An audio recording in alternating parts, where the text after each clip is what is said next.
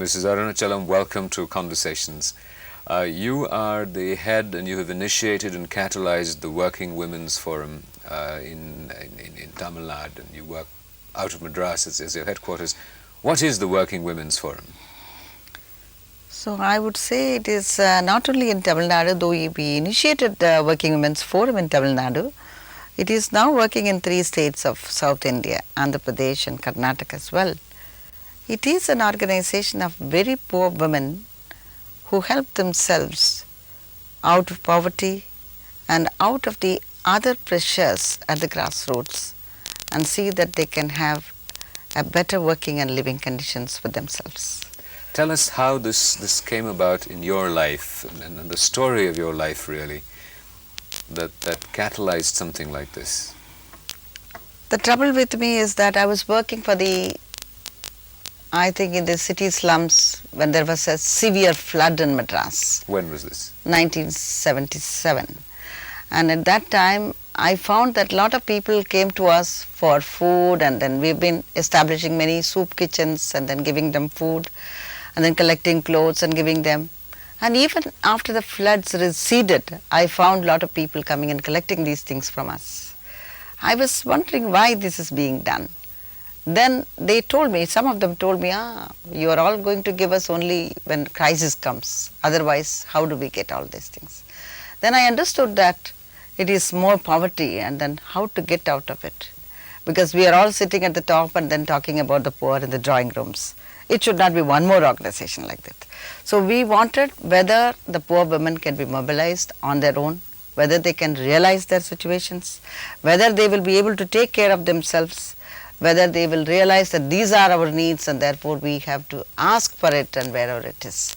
This sort of awareness whether we can create, that is how I thought about an organization, and then we started it. To what extent are you a union, and what kinds of occupations are these women involved with?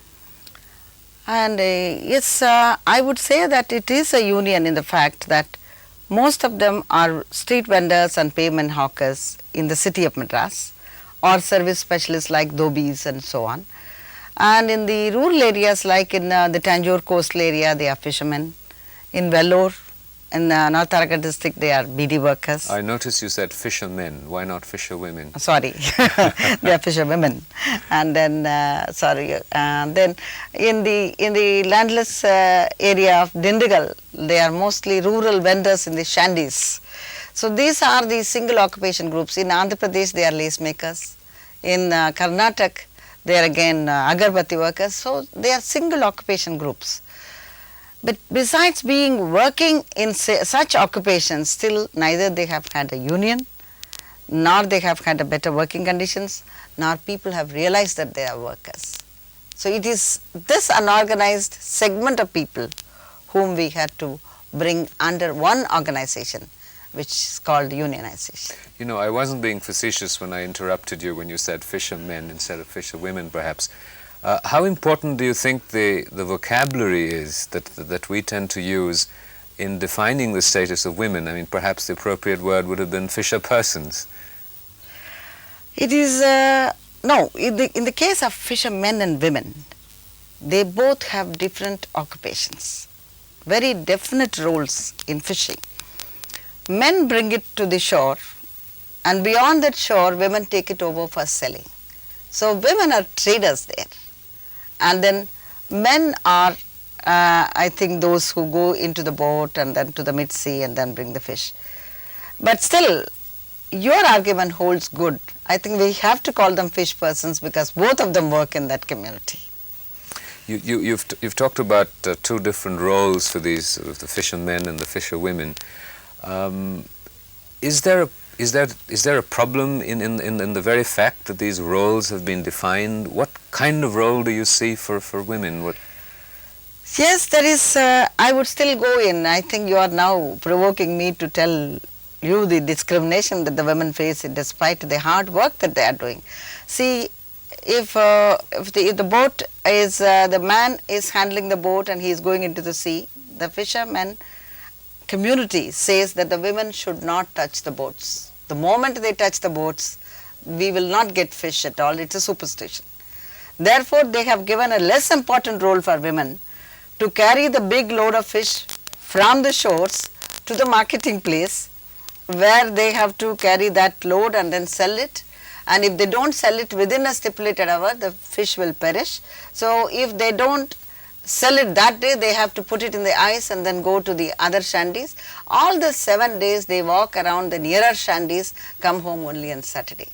The more difficult job is given to the women, but at the same time women are discriminated as women in many places by superstitions. Because of superstitions. Yes. Would you say that the sort of the status of women in India and the discrimination against them, if you were to try and define the origins of the problem or the predicament, where would it be, and where might the initiatives for change come from? You think the change of? The status of women, you have a problem with that? No, the thing is that discrimination it pervades in almost all communities, whether it is the middle class, or the rich class, or the poorer sections.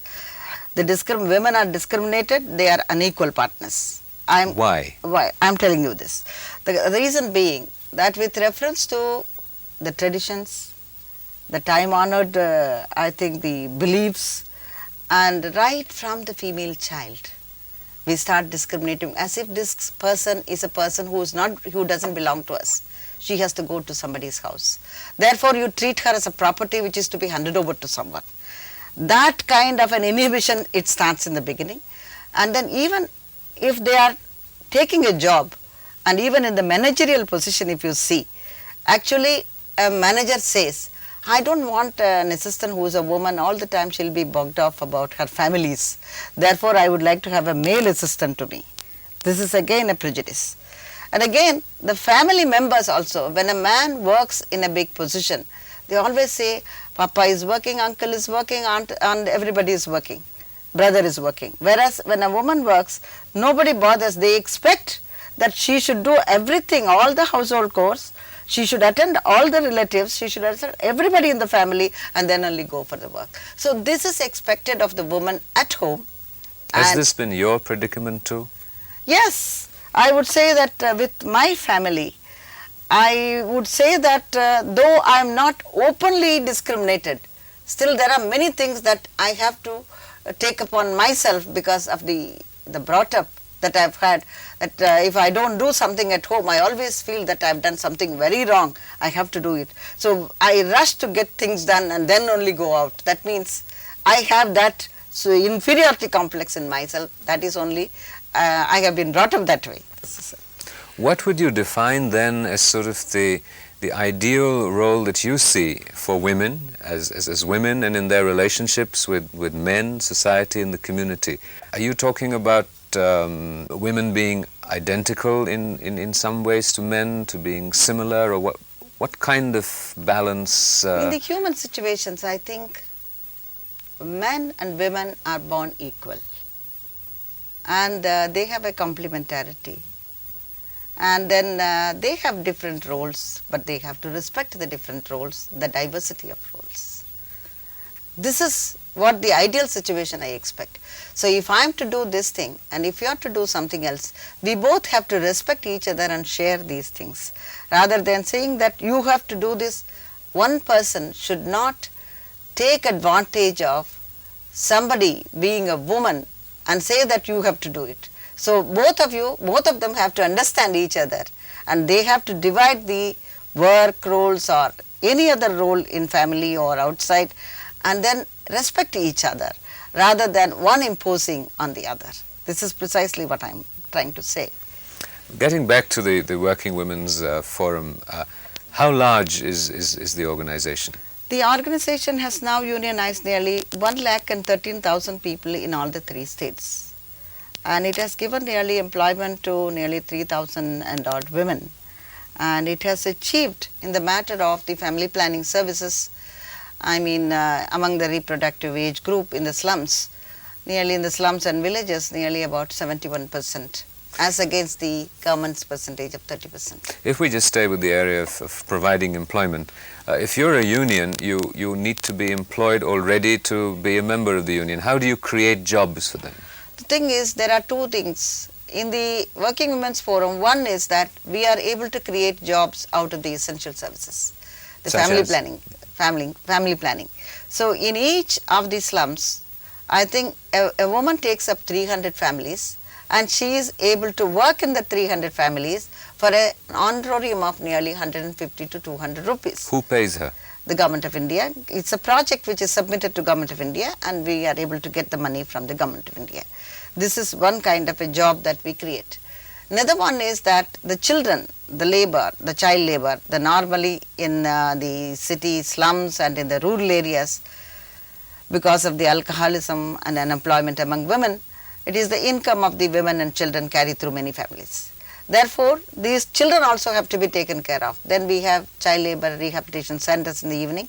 There is a teacher who is trained and employed there. So this kind of, again, out of essential services. And thirdly, all our credit societies where we are giving credit to the women who are already trading like vendors and hawkers. So these credit societies have to be taken care of by women, and these are middle level managers who are educated and who are trained in cooperatives, and they take care of. And this is while this is the employment role that we could create, but there is yet another job that we are doing is like the lace makers and agarbatti workers and beedi workers. It is here that we are playing the role of the traditional trade unions, fighting with the employers, negotiating with the employers, increasing the wages, and then bringing visibility through the unions, and then creating working living conditions, training camps and training programs. These are some of the things. There are two roles which the Working Women's Forum is taking up. One is that giving employment to women out of essential services. The second one is that we are able to do the traditional roles of the trade unions as well. You're in a sense working outside the parameters of the organized sector. You're getting support from the government, and yet you're being responsible for your own administration and management. Have you ever felt a conflict of interest between what you are doing and what sort of establishment agencies and their interventions? Oh yes, it is terrible. I tell you, on and off we have to be on the road with murchas, because this is where that we are getting into conflict with. So in all our three states, I think whether it is Andhra Pradesh, Karnataka or Madras, I think we are in conflict with the local governments. Probably we are better off with the central government. The thing is with the beedi workers, for instance, the beedi workers, where they have a stipulated wage of 10 rupees or 12 rupees or 13 rupees, the government doesn't pay and the employees do not pay. The government labor inspector, who is supposed to enforce this mechanism, is also colliding with the employer. Therefore, our target is not only that labor inspector, also the government. So like this, also the slum people, the housing, the roads, the electricity, the water supply, nothing is being done for the slum people. Nearly 1.5 million people live in the city of Madras, where you have 4.5 million people in the city. It is nearly 1/3 of the people live in the slums, absolutely in abysmal conditions. So it is here that we have to confront the governments, and it is here only we bring in visibility that we are also living, therefore you should take care of us. If you don't take care of us, we will question you. This is it.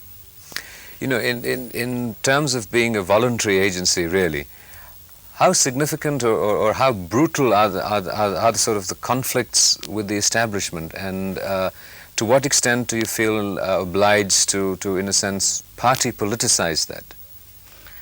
The terrible thing is that we are very unhappy with the political parties in this country, because the political parties should have, like in the other countries, have a sensitized mechanism to deal with the people. Practically all political parties, I would say, in the matter of sensitization, and they have no idea about the functioning of things at the grassroots. They have not captured that. They are all for positions, they are maneuvering for positions, and nobody takes care of the grassroots people. So in the absence of a sensitized political party, so NGOs or the unions are the only alternative that can remain with the people and keep sensitizing them and make them ask for things. There is also the popular sort of perception and experience of people of the obstructionism, shall I say, the corruptibility of the bureaucracy. Is it a part of your conscious strategy, the sensitizing process that you talk about? What strategies and techniques do you use to further this? It's obviously a very important component of what you hope to achieve. The most important thing is that with reference to these small bureaucrats or big bureaucrats, whoever work with district level mechanisms or the state level mechanisms, we always take them to the people. We make them sit in the slums and in the villages, discuss with the people, let them hear from them directly what's happening about their programs and the projects and then proposals, and then let them tell them the implementation mechanism or the reaching mechanism that has not reached them or that has been mishandled. So that is one way of sensitizing them. Otherwise, I think if that particular district collector is not, helpful, naturally we have to go to the governor or to the chief minister. So like this, in the hierarchies of things, that we take it up step by step. And at the most important thing that we would like to do is to sensitize the person who is working people at that level first. We will try, and then if we fail, then we go to the next step. How do you sensitize them? Do you go and talk to them? Do they listen to you? No, we bring them to the people. The most important thing is we bring people and the bureaucrat. We bring people and people from the power relations and the power structure to come together. This is where they will be sensitized, because my telling them will be like an MLA or MP going and telling them something. But unless the people who are at the grassroots, whether it is a group of scheduled castes or scheduled tribes or the women in the slums or the women in the rural areas, the landless group of people, unless they tell them, they never get sensitized. They get sensitized by hearing from them, or they are able to make a situation analysis of what's happening there. This is how we do it. It is not directly talking to them. Then of course we take it up with them, giving them petitions and other things. That is a later part of it. But let them know what's happening with them. Let's jump back a little bit into your life. And you've talked about the work you were doing in Madras with the soup kitchens. What elements might have there been in your life, your grooming, your exposure, your education, that made you step out from sort of the ordinary role perhaps of being a housewife or maybe even being a creative, intellectual person into being the activist that you are? The thing is that I was I wouldn't say that I was a person who was pushed into the marriage by the family and then wanting to be a housewife or any such thing. Of course, I married on my own and married out of the caste, and my husband is a non-Brahmin and I am a Brahmin. And this itself is a thing that we went out of the ordinary. And then I was not prevented so much from doing any work, community work outside. So we were very much interested in the community work, and he was a congressman himself, and then we were working together, and then he was a publisher, and then I was writing, I was a journalist. Then I slowly moved on to community work, and then nobody prevented me from doing it. And then I liked it and I continued it.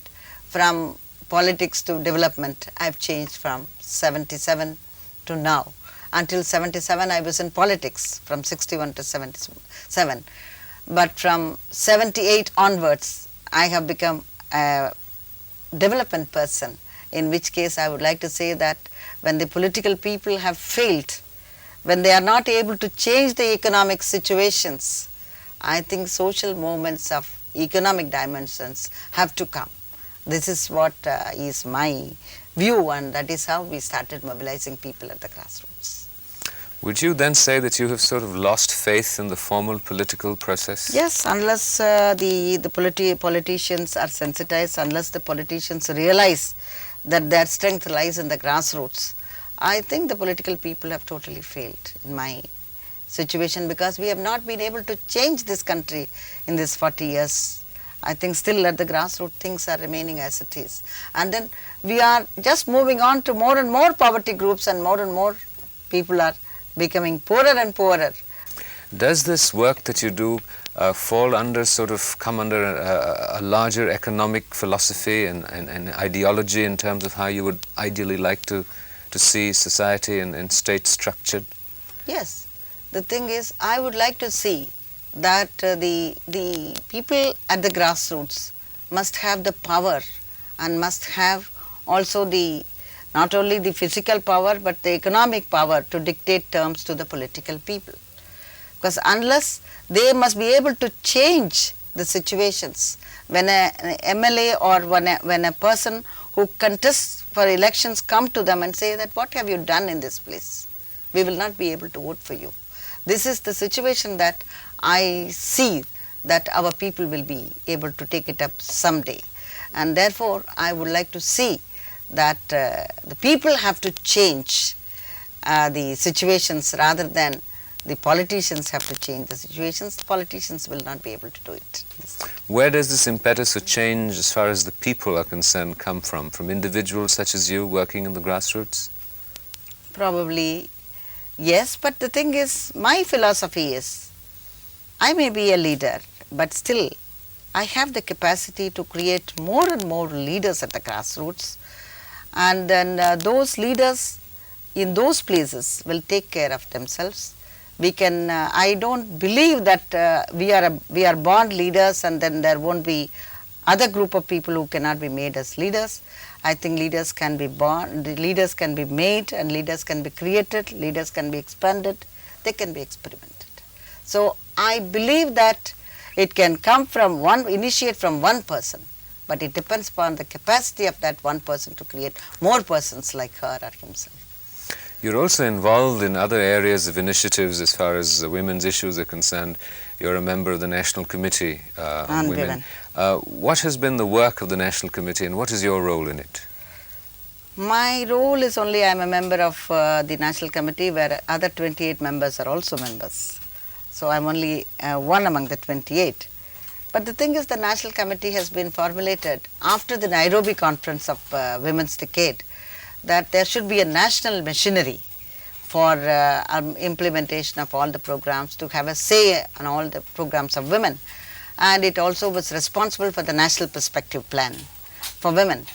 And I would find, I think recently I have been abroad, I was very happy to hear from the other countries that India was the only country that has appointed a national machinery which will be an implementing mechanism for the women's programs. Also, it is the only country that has brought out a prospective plan for women, and at least on papers we are very, I would say that effective, and then people appreciate us. In all the developing countries, India leads in this. Well, India leads in the formulation of these on paper. How optimistic are you that this will find concrete manifestation and implementation in action? It depends upon the women's groups again, because we 28 people are only representatives of those women's groups. It depends upon how active the women's groups are. It depends upon how active a disadvantaged group takes advantage of things that are happening in the government. So we should always feel that we are a disadvantaged group, and therefore we must look for chances to see that we take advantage of the leadership. At the national level, there have been sort of, we're talking now about guaranteed seats for women in the Panchayati Raj formula. There has been a fair amount of legislation on aspects of women's issues. What are the impediments that come in the way from its implementation? You've talked about sensitizing process. There is so much, it is so much a part of our conversation now, women's issues in many ways, and yet it doesn't translate into our lives sufficiently. Yes, this is what is very frustrating in this country, that we have one of the best plans in the world. As India is a dream so far as the legislations are concerned.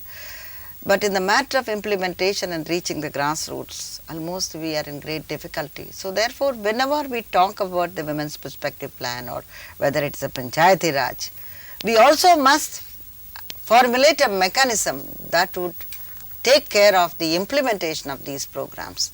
All that I can suggest to the government is that they should also side by side create a mechanism that would take care of the implementation apart from sensitizing by speaking on those things.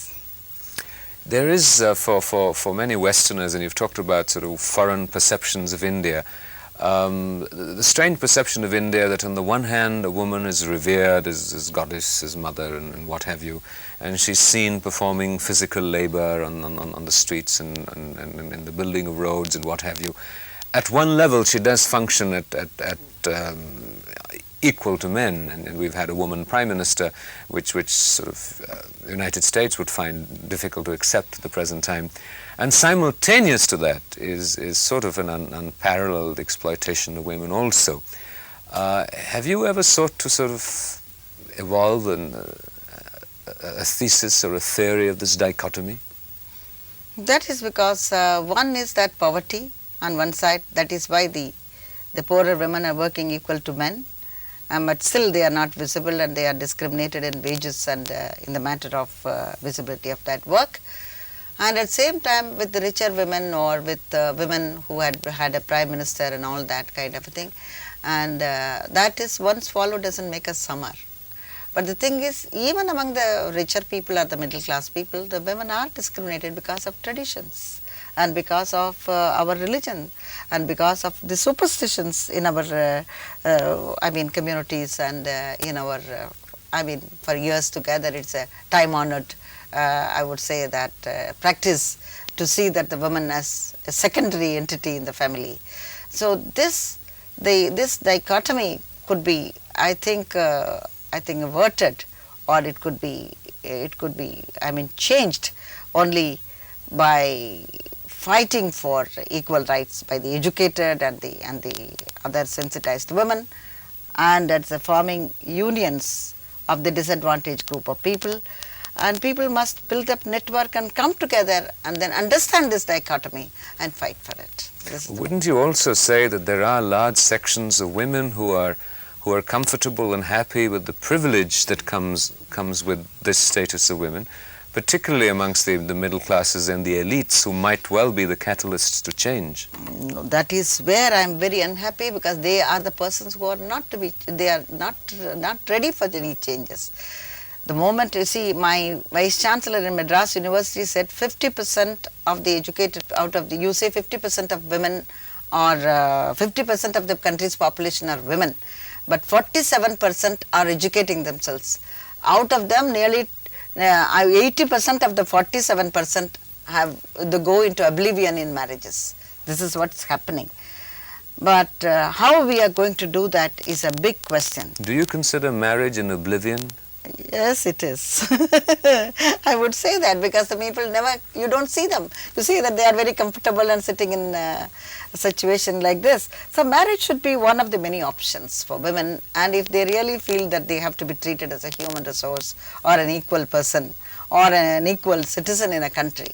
So unless that kind of a situation comes, I don't think that the women are going to find their way to the equality. As long as they are going to wait for their parents to push them into marriage with dowries and all kinds of comforts, I think equality is far away.